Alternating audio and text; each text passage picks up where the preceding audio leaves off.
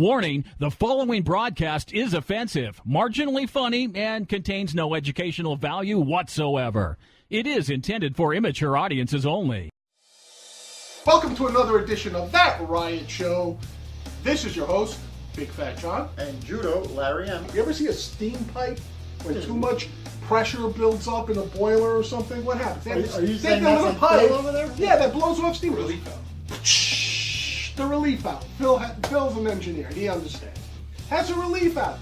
Why do you think God gave you a dick? It's to avoid stress, man. He needs a blowjob, but not just any old blowjob. Isn't that funny? Women cause stress, and then they can relieve it. There you go. This is fucked up. Now, work up all your science very quickly. We're going to give you 2 or 3 seconds and work it up. Chlamydia. Yep. Okay. 1 in 15. They had an abstinence policy, but 1 in 15 chlamydia.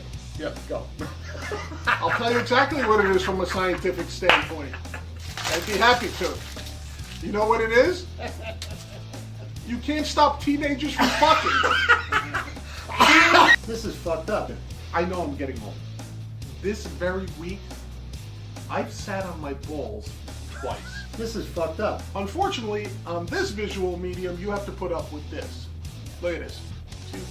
Larry, feel that. No. Oh, you're gay. This is fucked up. Hey, Phil, what kind of time we got left? I can't see it from here. What you got? 10 minutes? Lucky for you folks, there's 10. Whoa, what did you have for dinner? Jesus Christ, that belch. Oh. Smells like a Mexican's ass. Whoa, what the hell's going on? Oh. This is fucked up. All right, everybody, welcome to this episode of The Riot. This is your host, Big Fat John. And Judo, Larry M. There you go. You know, last time I noticed when you introduced yourself, I was notorious. yeah, but you also said JLM instead of LJM. Right. Judo, Larry M. Gotcha. Judo's first. Judo. Oh, shit, you're right. That's it. What the fuck's going on with me? I thought he was using his real initials. Nope. I don't want it. As popular as we don't want you following us or finding us where we are. Okay, so anyway, here we are with the Riot once again, getting to the hot topics of the week.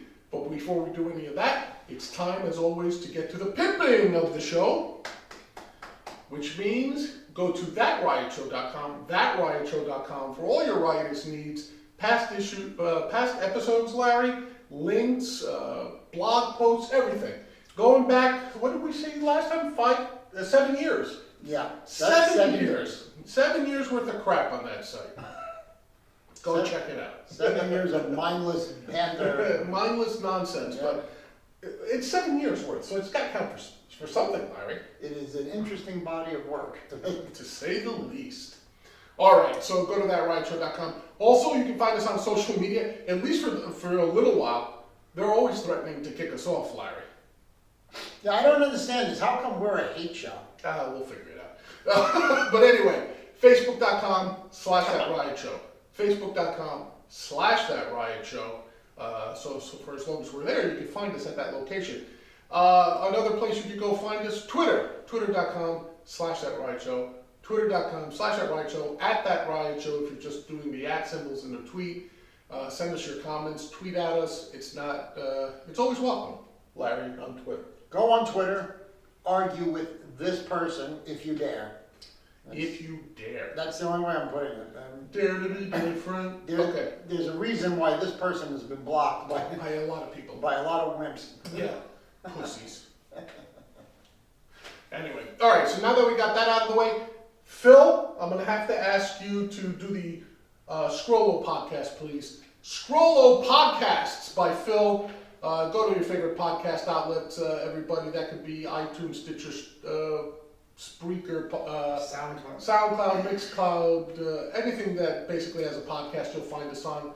So go check us out on your favorite platform. You saw the Scrollo podcast, you can get us there. All right, Larry, let's get right to it. Yep. To me, the big news, certainly something that probably isn't getting as much attention as it should these days. The situation in Venezuela, Larry, this thing is fucking out of control. Now, let me just say this.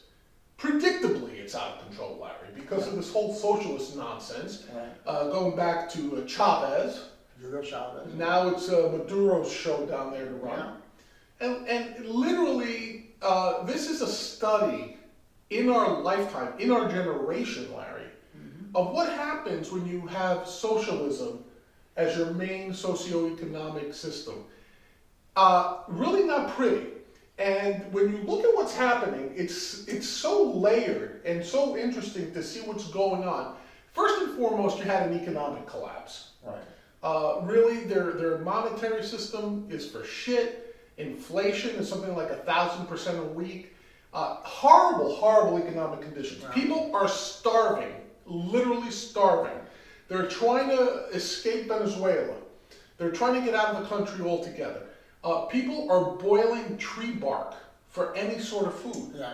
It is really a humanitarian crisis down there. And they've locked the border. And they've locked the border because they don't want people leaving to tell of what's going on there. Right. So for any of you out there that are still thinking that the word democratic somehow makes socialism better, it doesn't. They all voted for that asshole. And they voted for Chavez before him. So, Larry, first of all, before we even get on to what's happening with everything else, just talk about the little economic collapse of that system in Venezuela. Yeah, before Chavez took over, Venezuela was a thriving economic. One of the better ones. One of the better ones. They have oil, and they were a reasonably successful South American country, a pretty good model of how to sustain some growth, and they were doing pretty well. And the next thing you know, Hugo Chavez takes over. He does I remember he did a whole anti-American thing. At the time, he was Sean Penn and the rest of the idiots used to go down there and praise him. Sean Penn went down and had a visit with him and talk about how he's standing up for the poor. That was his big thing. That was his big thing. And what an idiot George Bush is, because he didn't support him. And this is typical. And anything that went wrong in the country was chalked up to right-wing forces or the CIA. Yeah, and it's really the playbook you would expect from a socialist dictator. Yeah, really, let's be honest, okay? Now, to sort of tag on to what Larry said, let's not forget that you did have all the leftists in this country, the Sean Penns, the Alyssa Milanos, the Michael Moores, the Jane Fondas, who would go down there and praise Chavez. Why? I'll give Chavez this. He was a good PR man. He offered to pay the heating bills of the poor in the U.S., Yeah. So, good PR move. Meanwhile, his people were fucking starving, right? You have to understand something about socialism. Just because you say democratic, it doesn't mean that the laws of supply and demand are somehow suspended, Larry. Yeah. They still work. So you can't just all of a sudden decide that Chavez decides what the right price is for everything. Chavez decides who gets jobs. Chavez decides how to equally distribute the money after he takes his 90% cut, of course, right? Yeah. You can't deal with an economic system that way. It's a proven failure, and it is constantly amazing to me, Larry, the number of people who think, it just wasn't done the right way. Right, that's always the argument, that they didn't do it the right way. The Right. Soviet Union didn't do it the right way. Right. North Korea didn't do it the right way. Vietnam didn't do it the right way. Cuba didn't do it the right way. China and Cuba, everybody didn't do it the right way. They're all fuckers. Right. And meanwhile, there is no right way. This system does not work. And it always, after that you have, they try to nationalize companies. After that, you always have the inevitable rounding up the guns, taking over media. Chavez shut down some radio stations and newspapers he took over. Right. TV stations had to put out his line. Right. That's always hand in hand with socialist, communists, any of these people. I always tell people, socialism, communism, national socialism. Statism. What is it? Yeah, what is the point? Even mercantilism, which is practiced by the government of China to some extent. And ours. Trump's the same way. He's a mercantilist, really. It doesn't work. These systems do not work. And the people at the bottom, who they always say that they represent, and they're going to take care of these people, they always get screwed the most. Well, yeah, see, for all the nonsense you hear, the greatest method yet discovered in human history to alleviate poverty to the greatest degree for the greatest number of people is free market capitalism, free market enterprise. Mm-hmm. That is the greatest poverty-destroying engine the world has ever seen.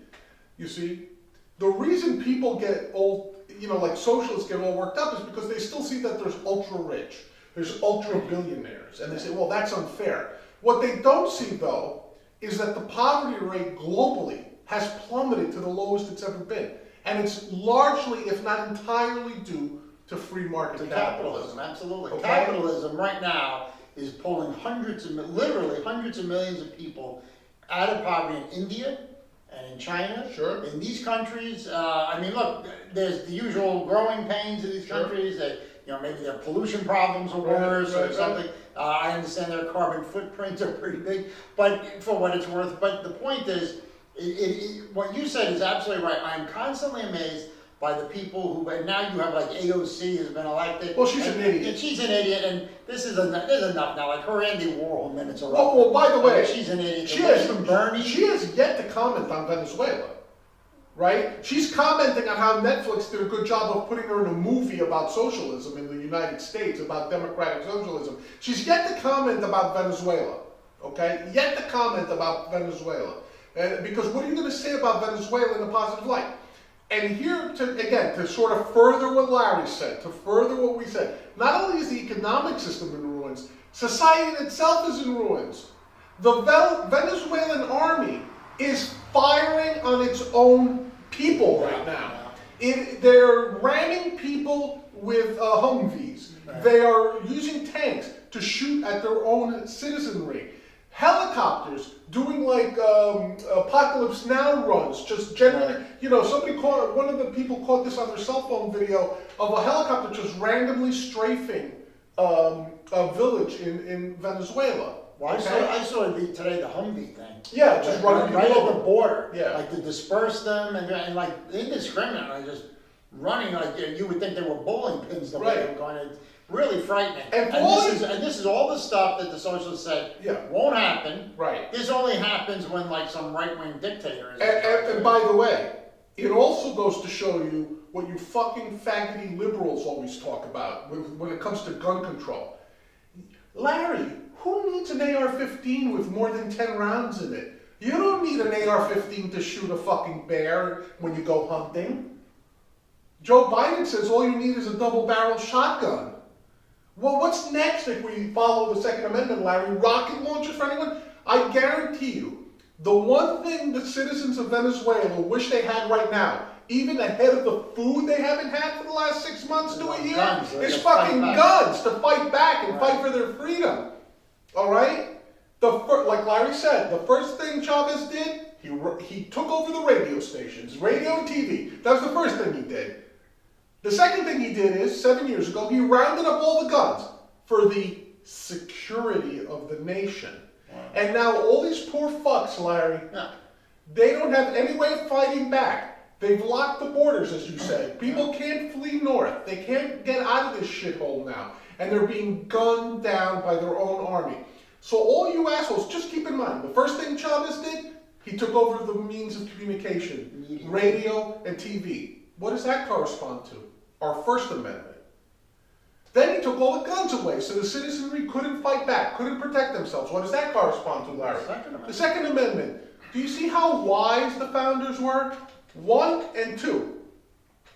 2 protects the 1. It's also, right, and it's also one of the reasons why this country will never be like openly invaded. Because you would be dealing with such a heavily armed civilian population, it would be impossible to subdue it. How many times have you heard these liberal gun control nuts say, well, what's the use of having guns anyway? Because the army has tanks. The army has rocket launchers.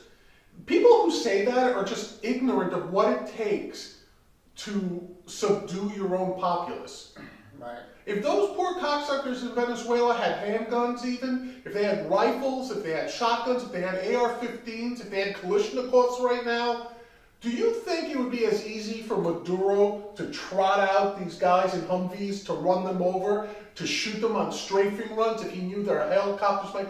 You have to understand, it's always easier to conquer an unarmed people. I don't know why this is a revolutionary thought, Larry. Even before the violence really broke out, he was just scaling back rights in the country, taking away like any constitutional provisions that the Venezuelan people had. I don't know how they're going to get out of this. I mean, even before a lot of this, like the past year or two, you kept hearing all these stories about women in Venezuela because there's no jobs, there's no money. They were going into Colombia and working as prostitutes. And they had to do that all day long just so they could get enough money to go back into Venezuela, like to feed their family and take care of the kids. I mean, it is absolutely a disaster. And one of the most shameful things I ever saw, I want to call them out, is Vice TV, which is a Bill Maher thing, and that guy. Well, it's not a Bill Maher thing. Vice TV. Well, no, he's involved with it. He's like produces it or something. Oh, it's a Canadian outfit. Yeah, but it's the guy who does that. They did a piece. I remember seeing this like maybe a year ago. They did a piece that it wasn't so bad, and there's a lot of like evil right-wing forces, and because of the problems that they're having down there, their argument was, well, they're not really clamoring for capitalism either. And I was like, you got to be kidding me! Like, no matter what happens, there's always an excuse. Right. It's never their fault. Correct. It wasn't done properly or something. Right. This is the mentality of people who really think that this is a perfect system, and that this is going to work. And now, rounding all this up, now you have Trump talking about, well, we might have military force, we might have military force. That was going to be my next question, which is like, they're now, and from what I've read, Trump is actually the one in the administration who's sort of, and if it's true, I'll give him credit. He's the one who's all of a sudden stepping back from the military intervention thing. Yeah. He's saying like everything's on the table, but I was reading a couple of articles that kind of say that really the guys who are pushing for military intervention are Bolton and Pompeo. Right. And of course, this just fits into that whole neocon. Again, they haven't learned from Iraq, they haven't learned Syria or Afghanistan or anything like that. Here's what we should do with Venezuela. Nothing. Right. Nothing. You see, if you want to do covert stuff, not even maybe spicy. Well, no, I wouldn't even do that. No, but if you want to do that to try and get rid of Maduro, I wouldn't even. Fine, but all right, fine. But the point is, if you want to do some stuff like that, and you want to do some sabotage to try and undermine this guy to get him out, and maybe get somebody in who's a little more favorable and will stop killing the civilian population, I'm actually okay with that. But troops in there, absolutely not. On top of which, what is that really going to accomplish? The Venezuelan army, I can tell you right now, most of them will just not fight and surrender. I can tell you right now. The ones who do, you're going to have a lot of shooting, you're going to have a lot of killing. You've got the civilian population. I mean, the country itself has already been run into the ground. Right. I don't see what sending thousands of troops in is going to do. If you're going to do anything, just try to find a way to get rid of them. Well, the cynical part of anybody would say that you're trying to intervene so you can get their oil. But the truth of the matter is, I'm a little bit more libertarian than Larry in this case, or a little bit more non-interventionist. I wouldn't even send the CIA there. I wouldn't send advisors there. I wouldn't do any of that shit. The most I would do is accept Venezuelan refugees. Like, if they want to make their way to this country and they want to come here and get asylum in the U.S., absolutely. But that doesn't accomplish. No, but I'm saying military intervention? No, well, absolutely not. CIA intervention? No. I would just, look. Being an isolationist is not really the best. It's not isolationist because they're not a threat to the U.S. Venezuela does not pose any sort of threat to the U.S. They're not an economic threat. They're not a military threat. Well, it is destabilizing the region. But it's not a threat to us. It really isn't. Okay. Whether they stay a socialist shithole or they become followers of free market capitalism, it's not any of our business. Like, that's where we should have learned, right? Like, we should know that not everybody wants to live free. Unfortunately, it's like, I don't understand why. I would rather, like, honestly be dead than live under any sort of, like, coercive government. But look, there's people who don't care about that. Obviously, look at this country. There's people willing to trade in their rights for health care. There's people in this country willing to trade in their rights for Andrew Yang's $3,000 a month, okay? Right. So obviously, Larry, there are people in this world who don't give a shit about liberty, who don't give a shit about making their own decisions and living their own lives. So if that's the way the Venezuelan people want to live, who am I to say? Yeah, but you can't say that they want to live that way. But that's my point. This is being imposed on them. No, but I'm saying, I agree with you, but my point is they have to fight for their own liberty. Well, yes. That's it. I don't know what they can really do now that they've been disarmed, they have no money, they have nothing. Again, I hate to be this cold, but it's like in Syria, right? When we tried to offer assistance to Syria, we said, I think this was actually under Obama's administration, they said, okay, we'll do covert shit, but you have to recruit Syrian freedom fighters. I'll never forget this. They said that when they showed up to see how many Syrian freedom fighters were willing to fight for their own nation's freedom, do you know how many people showed up? 6. For the whole fucking country. 6 people showed up to fight for their own liberty, Larry. You can't help people like that. You can't.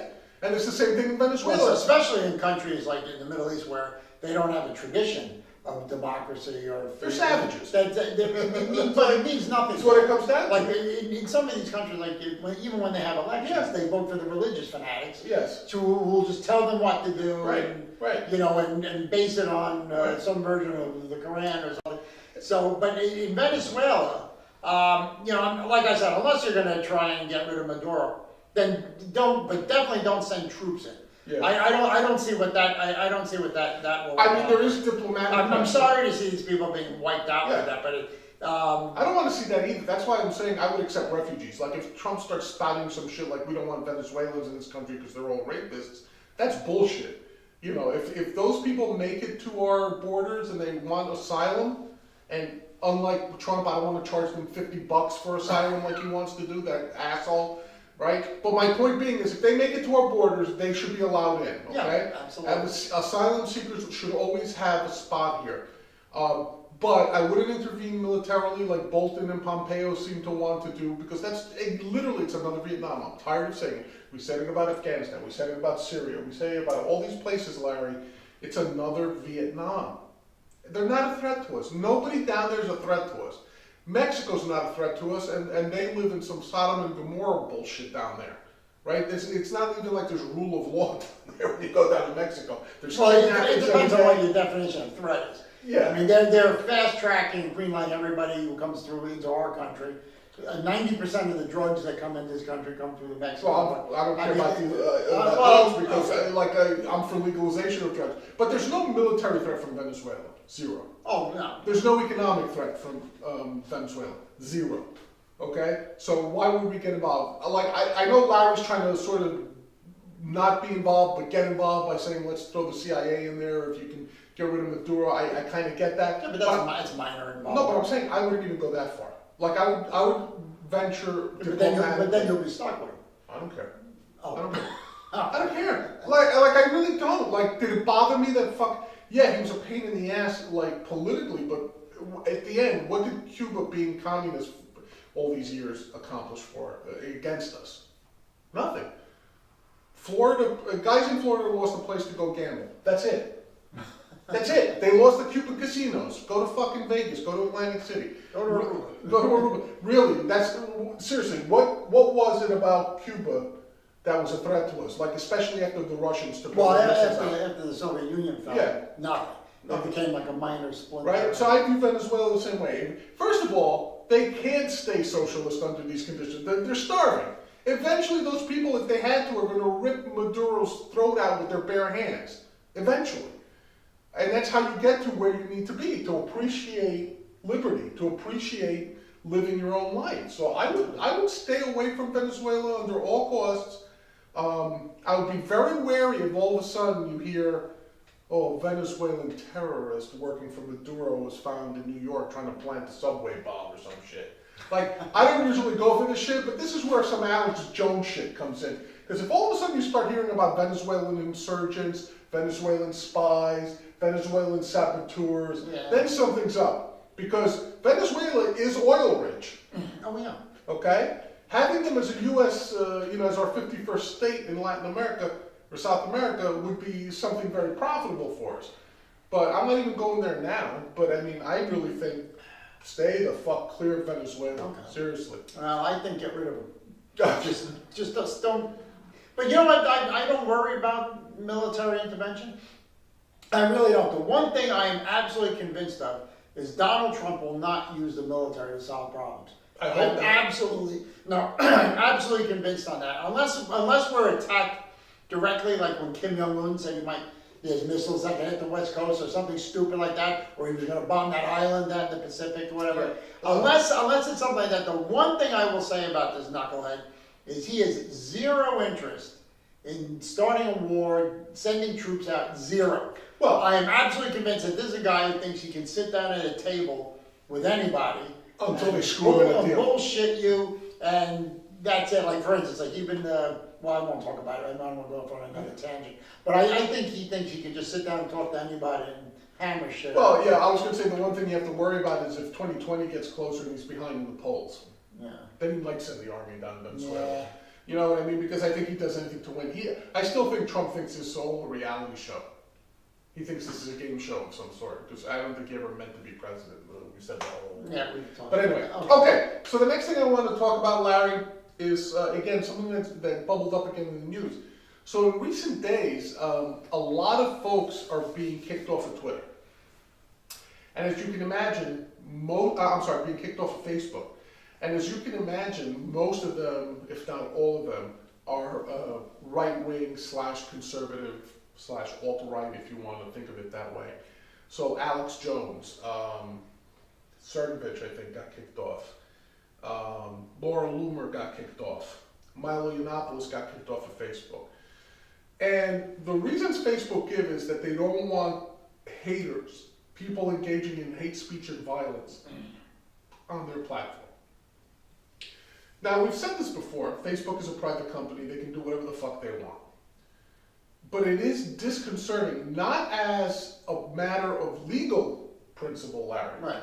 but as a matter of what it means to be an American, what it means to be able to engage in free speech, in exchange of ideas, and exchange of thoughts. And Facebook is utterly committed to not do that. Right. They are committed 100% to their definition. Let me give you a perfect example. When they first put out their press release, they said the following people were alt-right hate speech people. Right. Alex Jones, Paul Nealon, Laura Loomer, Milo Yiannopoulos, and Louis Farrakhan. Okay. When did he become right-wing? When did Louis Farrakhan become a right-wing hate speech guy? He's an anti-Semite. He's an anti-Semite, yeah. But he's not a right-winger by any stretch of the imagination. No. Okay? And it just goes to show you my little pet peeve that the fucking mainstream media, for the most part, has beaten the drum so much that people now associate extremists with the right. Yeah. Okay? So the two now have become synonymous, and people, when you say extremist, they automatically assume you're talking about Conservative. Nazis and conservatives, yeah. all right? They're somehow the same, which Right. is ridiculous. Now, S.E. Cupp, let me give you a quote she had, Larry, and you tell me what you think of this. Yeah. Suppressing these dangerous voices might give us a false sense of security. That if we can't hear or see them, they no longer exist. But they do exist. They are here. And I'd rather they hide in plain sight so we are better acquainted with our enemies that rather than pretending that taking away their microphones is a solution. Their microphones aren't the problem, it's their ideas. Yeah. And she hit the nail on the head. We've always said that. You don't want these assholes hiding in the shadows. You don't want these assholes Jews, niggers, you don't want that. You want them out where everyone knows who they are, where everyone can walk up to them and challenge them. And even more importantly, challenge the people they are talking to. Right? That's what free speech does, Larry. It's not that you get to walk around using naughty words. Right? That's not really what free speech is about. It's the free exchange of ideas. And like Jordan Peterson says, when you have free exchange of ideas, people will get offended. It's inevitable. That's how we challenge ourselves. We offend our long-held beliefs, Larry. Well, what do I always talk about? If I had a TV show, Yeah. I'd have on every possible point of view on the show, from liberal to conservative to Nazi to communist. I don't care what your point of view is. I don't get offended. Right. I mean, as a rule, unless somebody unless they're like saying Like a personal attack. Yeah, like unless something about your mother or something. But I mean, by and large, listening to people's political views never offends me. I mean, I can think of people who've said things to me, or even the brief period of time I was on Facebook, and maybe they'll say something and I'll go like, wow, is that stupid? Right. Or like, But I mean, as far as being offended, that's not my wheelhouse. I don't get offended by ideas. I'm offended if by anything is the shutting out of ideas, the censoring of ideas, the banning of ideas. Excuse me. And what John said is absolutely right. You don't want these people in the shadows, whether it's Richard B. Spencer or any other people on the far right. you don't want them there. Okay, and even I always talk about like the Revolutionary Communist Party. The people on the far left, Antifa, you don't want them in the shadows. You don't want them sneaking around. You don't know what the hell they're doing. But interestingly enough, Antifa and Hamas are still on Facebook. Yeah, they're considered okay. The people that they think are white nationalists, the Nazis, they're out. Right. The only problem is they're expanding that definition out to conservatives. You've talked about Gavin McInnes and the Proud Boys. This is not a far right. This is not an alt-right group. That's ridiculous. And interestingly enough, there are people being banned because they had their pictures taken off of Facebook with, say, Gavin McInnes. Yeah. I forget the guy's name, but there was one writer, and he posted a picture of himself with Gavin McInnes, but not on Facebook, on some other platform. Facebook researched him and said, we found pictures of you with Gavin McInnes, even though it wasn't on our platform. That is evidence to us of you being a hate speech proponent. That's evidence of you being an extremist. So think about what Facebook is doing now. They are acting like private investigators to find out if you ever had any contact with any of these people. Like, for example, I've met Gavin McInnes in the street. We talked, we kind of laughed a couple of times. Does that make me an extremist because I met him on the street? And we joked about it, Larry, but it's true. I had to register with Facebook as a political advertiser in order to boost this show in my posts. Twitter still won't take my money.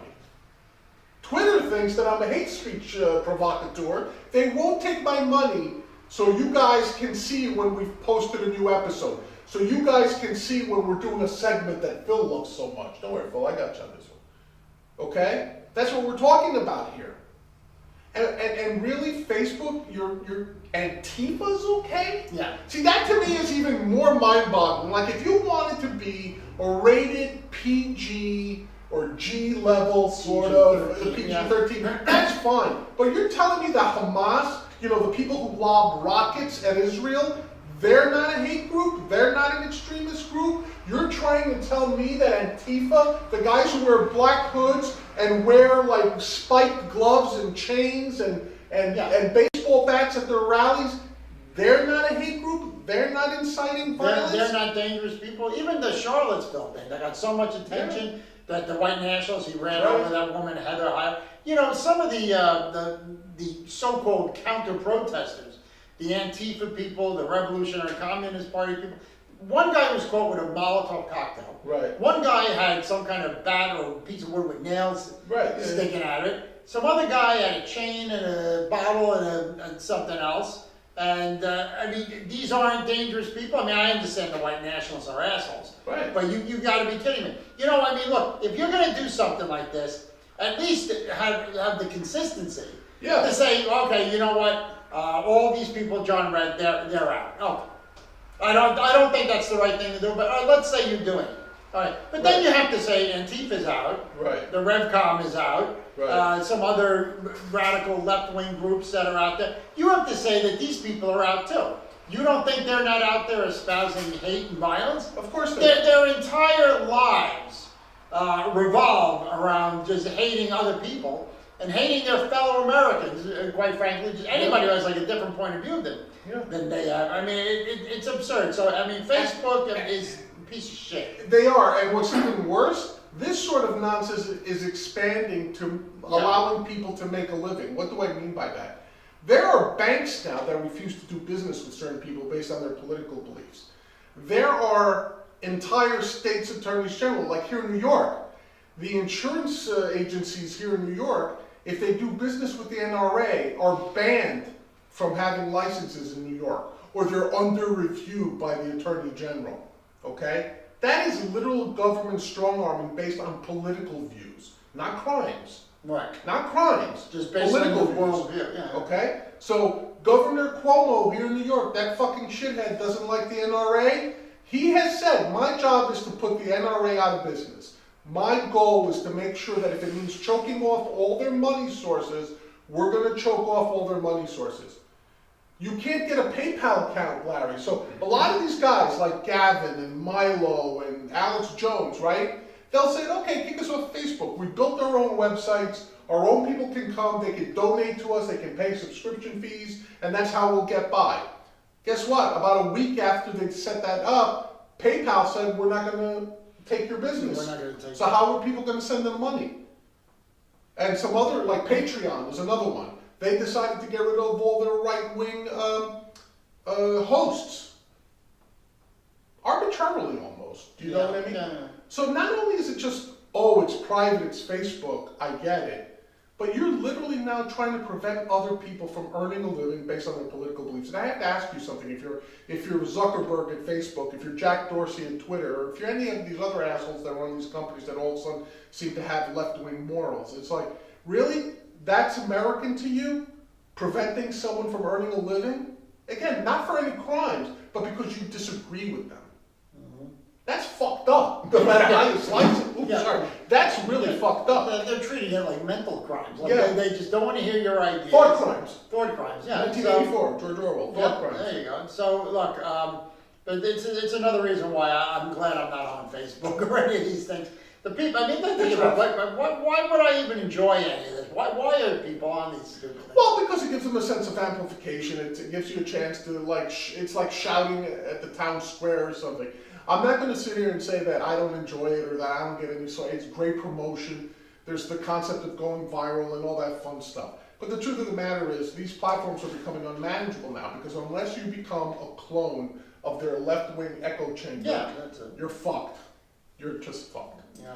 All right, Larry, you know it's about that time I've noticed. Time for the game show that everyone is talking about. Who said it?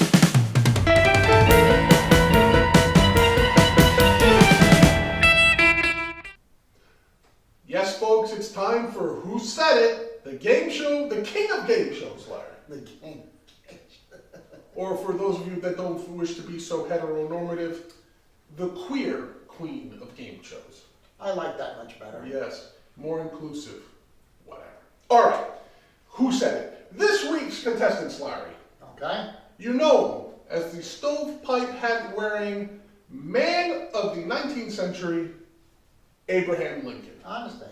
Honest Abe, our first contestant in Who Said It. The next, you know him a lot for flashing a peace sign before peace was cool. I'm talking about none other than Winston Churchill.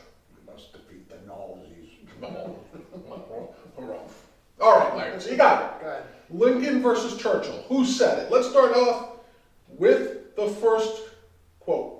And you'll have to forgive me because I'm staring at a phone here. I forgot my actual paper, so no classes. This looks bad. Okay.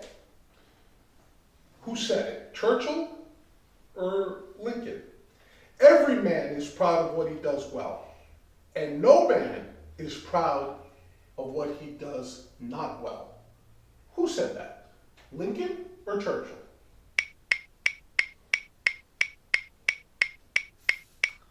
I'm going to say Winnie. Larry says Winston Churchill.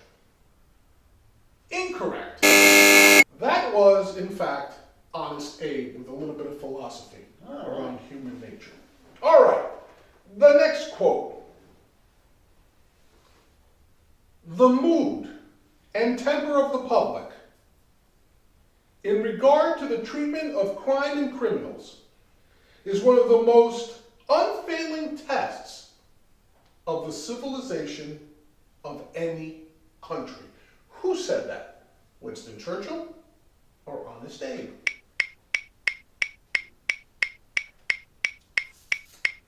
I'm going to go with Lincoln. Larry goes with Lincoln. Unfortunately, Larry is wrong. That was Winston Churchill, ladies and gentlemen. Wow. Okay. Larry hitting a bit of a speed bump after some good weeks. Okay, here's the next one. Who said it, Churchill or Lincoln? No hour of life is lost that is spent in the saddle. No hour of life is lost that is spent in the saddle. Who said that? Honest Abe or Wit the Brit? I'm not going to fall for saddle, so I'll say Churchill. And in fact, that was Winston Churchill. Larry is correct. Churchill, of course, a veteran of the Boer Wars, so he was a cavalry person. All right. The next quote. Who said it? Churchill, or Honest Abe? A free press is the unsleeping guardian of every other right that free men prize. It is the most dangerous foe of tyranny. Who said that? Honest Abe or Winston Churchill?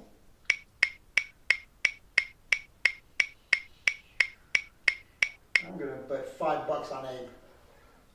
And in fact, that was Winston Churchill. Goodness. Oh, wow. Larry's having a little bit of trouble today. I got one. Okay, here we go. Military glory. That is the attractive rainbow which rises from showers of blood. Who said that? Honest Abe or Winston Churchill? A little bit tougher this week. All right. I'll say Lincoln. And in fact, correct. That was Honest Abe who said that. Although it does have a very Churchillian sort of cadence. It started banging around my head. I was like, it has that Benny Hill quality. It does. Right. Okay. The final quote for this edition of Who Said It? Honest Abe or Winston Churchill? Larry, here we go. I am now currently the most miserable man living. If what I feel were equally distributed to the whole of the human family, there would be not one cheerful face left on earth. Who said that? Honest Abe or Winston Churchill?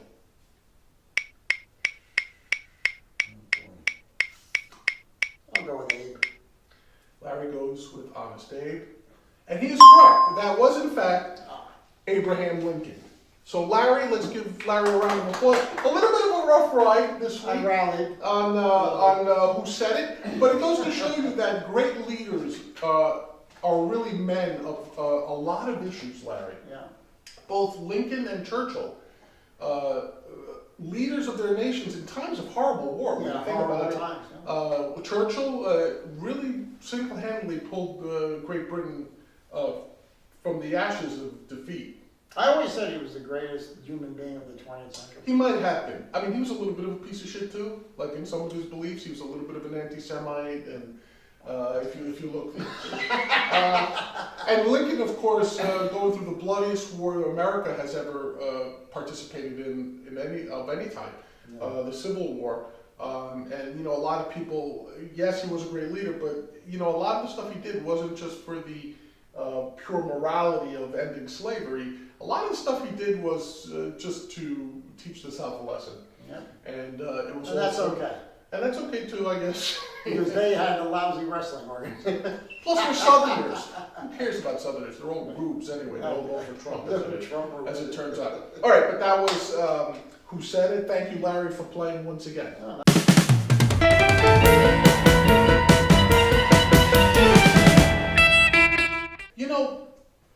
What's up with broads these days? I know this has been a question that goes back to the dawn of humanity, Larry. Right after man figured out that banging broads was good, that it felt good, good for you, feel good, taste good, yeah. Once they figured out that vagina was something to be desired and acquired, like land. Yeah. About 2 milliseconds after they realized that, they said to themselves, what the fuck is wrong with broads? Oh, did they? Yeah.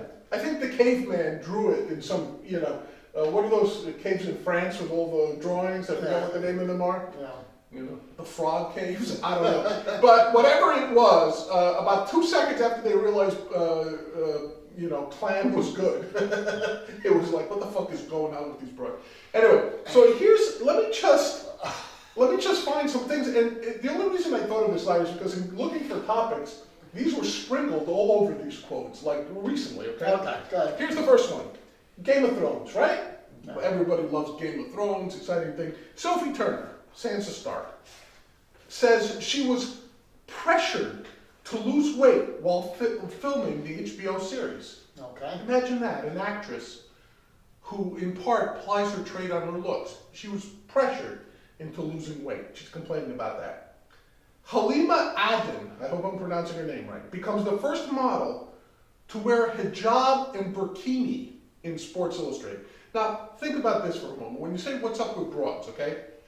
This, right here, was in the bikini issue of Sports Illustrated. Larry, she looks like someone who was on her way to work in an office that some asshole picked up and threw into a pool. The fuck is sexy about a hijab and burkini in Sports Illustrated? Maybe this was good in magazine, but not Sports Illustrated. You know what I'm saying? Like, what the fuck is going on, right? And then She's the head of the centerfold. yeah, she's the centerfold in ISIS Weekly. Then you have someone like Ariana Grande, right? Grande. Oh, Ariana Grande. Piece of ass, right? Would you say? No. Oh, yes. No, she's a piece of ass. I have to admit, the first time I heard her name, I thought it was a drinking store. She says, loving yourself is sexy. You know what's not sexy? Misogyny. Objectifying, labeling, comparing, and body shaming. Talking about people's bodies as if they're on display, asking for your approval. By the way, this is from a woman who bends over wearing dental floss like thongs to show you her ass cheeks most of the time. She's complaining about objectification, all right? And then finally, the person that makes no sense to be talking about any of this, Amy Schumer. She goes, I'm a size 6 and have no plans of changing. This is it. Stay on or get off. Now, first of all, let me say this. I'm not a big student of women's fashion, Larry. I'm not someone who understands, bra sizes and all that. But I will tell you one thing. Amy Schumer isn't a size 6. Maybe if you added a 1 in front of that 6, maybe it would make sense. She looks like a double-wide truckload right about now. Okay? So what's this like, I'm fat and I'm sexy? Let's get something straight. Most of the time in our real lives, men don't walk around going, you're fat, bitch. Show us your tits. Nobody walks around like that in real life. Would you say, Larry? No. Okay.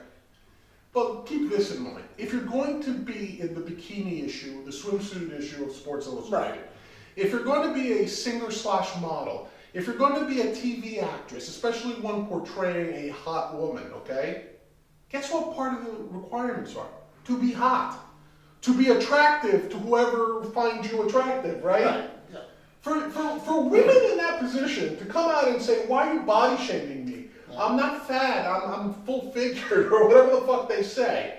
Get over yourselves. Nobody cares if you're fat, so to speak. Nobody cares if you're not a size 1. Nobody cares if you don't have Barbie proportions, waists this big and tits out the ear. I mean, that's nice and all, don't get me wrong. Right? But if you're in that line of work, why are you trying to make us feel like we're assholes for saying what we like? Yeah.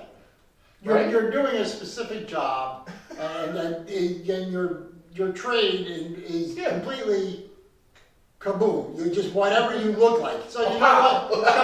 Come on. So look, if this is what you're doing, and your stock and trade is your Hooters or whatever, okay, fine. But then if we take the time to stare at them, don't tell me I'm a pervert or I'm objectifying. Fuck you. Put a marker on then. Wear a down coat. I mean, if you don't want me to look at it, what he said about Amy Schumer is absolutely right. First off, like John, I'm not real clear on the sizes, but I do know she's not a 6.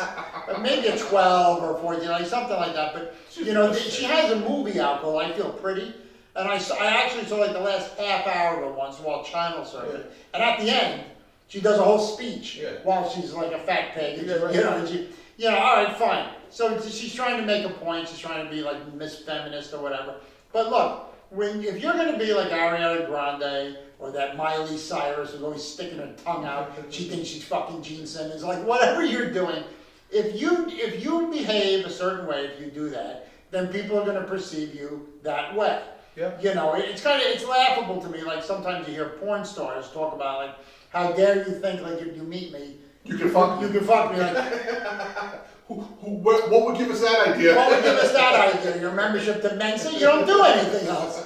So I mean, when women go into this particular type of life, I didn't know about the burkini. I think that's the stupidest thing in the world. I think burkas are stupid. I think. But it's particularly stupid in Sports Illustrated swimsuit issue. See, the point is that they're trying to prove that they're diverse, because you have to realize all the years that we were Well, she's the first Muslim woman to ever do this. Exactly, but you have to realize they're trying now to branch out to that, because all the years, the decades that we were growing up, it was mostly just white women in bikinis. But I have to tell you something. The reason you haven't seen Muslim women wearing bikinis and hijabs in Sports Illustrated is not because of racism. It's because nobody wants to see someone where the only thing you see is their face. Right. What's the point of being in a swimsuit issue with that? Secondly, which audience are you trying to attract to this? Right. The fucking ISIS fighters? Who is Sports Illustrated being diversifying themselves for?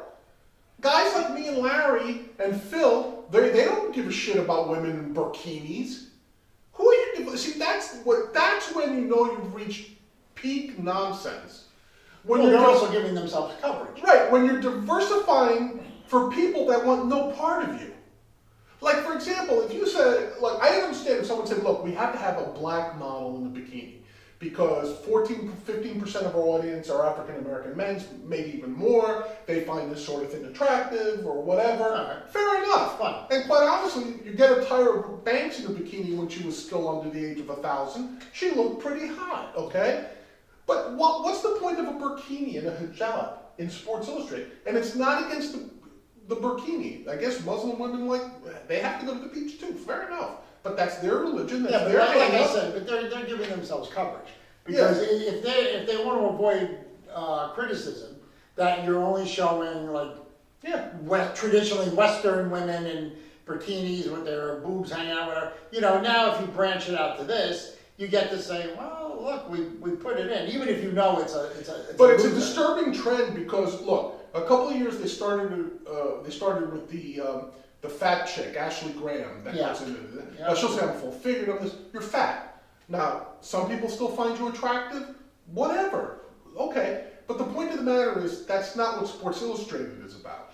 So they started with her. Then they started with the woman who was like 1,000 years old in Sports Illustrated. She was a grandmother or something. That was a couple of years ago. They put her in there. I actually find that disturbing. Well, it's all disturbing because who is Sports Illustrated trying? See, what's more disturbing to me, Larry, is that Sports Illustrated may be right. Is there really a generation of guys out there saying, I'm really jonesing to see a 60-year-old woman in a string bikini? Yeah, that's fucked up. Or I'm really jonesing to see a chick who weighs 260 pounds in a string bikini.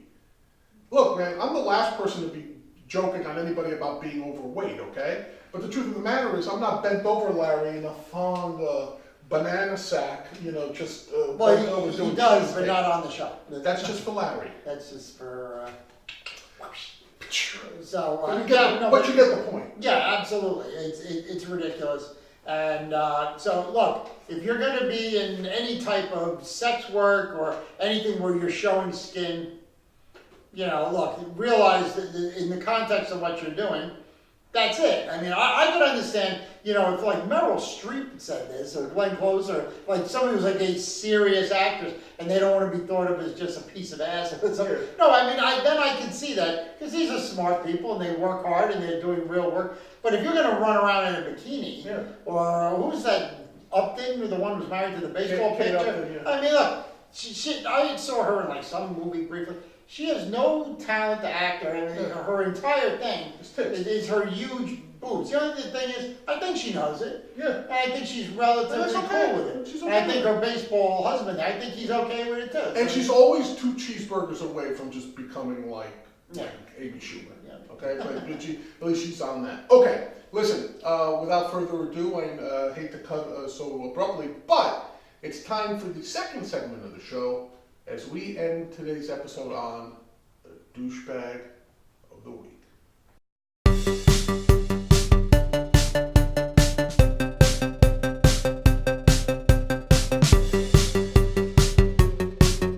Welcome to Douchebag of the Week.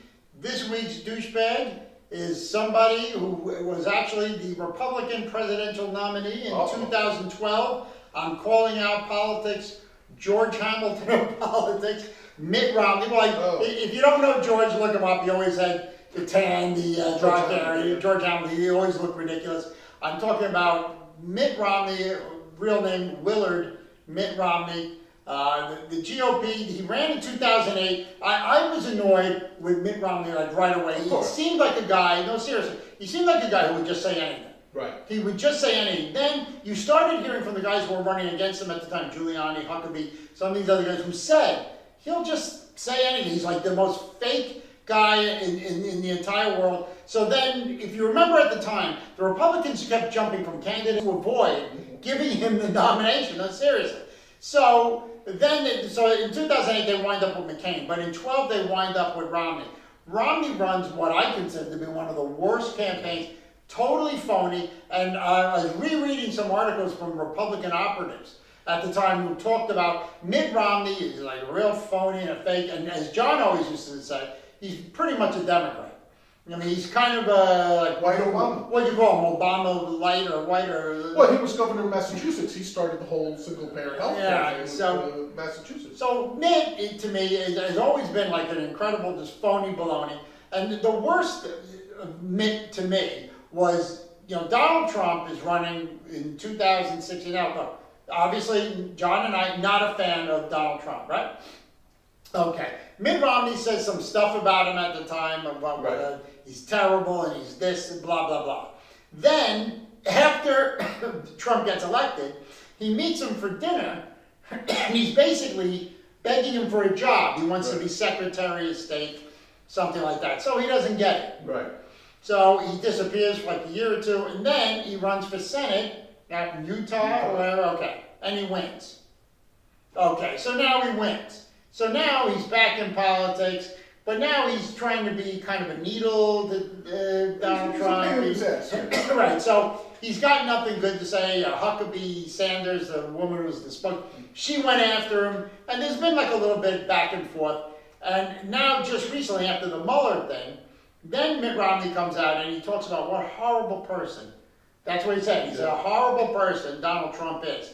Except, of course, you were kissing his ass a few years ago, and you wanted a fucking job from him, Mitt. Then, the ultimate disgrace for Mitt Romney, a few days ago, he's in Ronald Reagan Airport, and he literally runs into our own Big John right here, who did the right thing for not only as a libertarian, but as an American. He said, "Hi, Mitt, how are you? What are you going to do to help the Democrats in 2020? Can I take a picture with you?" Mitt, being a total douche, goes, "No." I can't stand this fucker. I remember during like one of the debates, he's like, when like things just like start like shooting into your head. I remember during one of the debates, he said, when he was like in Massachusetts or governor of Massachusetts, he was driving down the road when he heard about Dr. King being shot back in like 68, and he had to pull over and cry. He was so upset. You know what? I don't believe that. I believe that some people maybe cried and got upset, but I mean, it's a story you can't verify. Well, if he's driving a car by himself, and I could say, look, Mitt Romney refusing to take a picture. Yeah, he really did. That's what we don't have one up, so we're going to put this picture of just some woman with a dildo in her mouth. We're going to call it the Mitt. It was really funny because, as Larry says, I was in DCA and Reagan International Airport this week, and just walking through the terminal, I saw Mitt Romney. I also ran into Senator Wyden from Oregon. Who I didn't know who he was, I'm being honest. If you put him like in front of me prior to the other day, I wouldn't have been able to pick him out of the lineup. But I was sitting next to him, and he let me take a picture, because I texted Larry and I said, "Who's this?" He got a text from me. But the truth of the matter was, that guy just looked at me and he goes, "Hey, I'm Senator Wyden." I'm like, "I don't care." It's like, you're from Oregon, who gives a shit? Yeah. But anyway, and I found out later he's a Democrat. But the truth of the matter is, I went up to Mitt Romney and I said, "Hey, Senator Romney, how are you?" He goes, "Hey, how you doing?" Like the typical "glad to see you" type of thing. Right. He was walking by me, so I said, "Hey, can I ask you a question?" He was like, "Yeah." And like Larry said, I said, "What are you going to do to help the Democrats in 2020? And before he's stunned, because he's got that Mormon thing where he doesn't want to call you an asshole, because I figured anybody from New York, like if I did that to Schumer, he'd tell me to go fuck myself. Yeah. You know what I mean? Schumer. Or even Gillibrand maybe would tell me to go fuck myself. But it was funny because he kind of got stunned a little bit. He was like, And while he was stammering, I said, "Hey, can I take a picture?" And I was just about to do the selfie thing, and he just went, "No."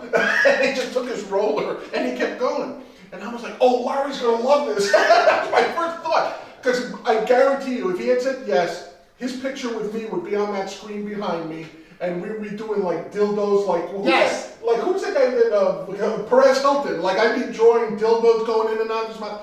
Larry's absolutely right. Mitt Romney could be douche of the week every week of the year. So instead, take the dildo and put in Joseph Smith's face. Oh! Because he's the fucking official founder of Mormonism. He's the first Latter-day person. douche. Yeah.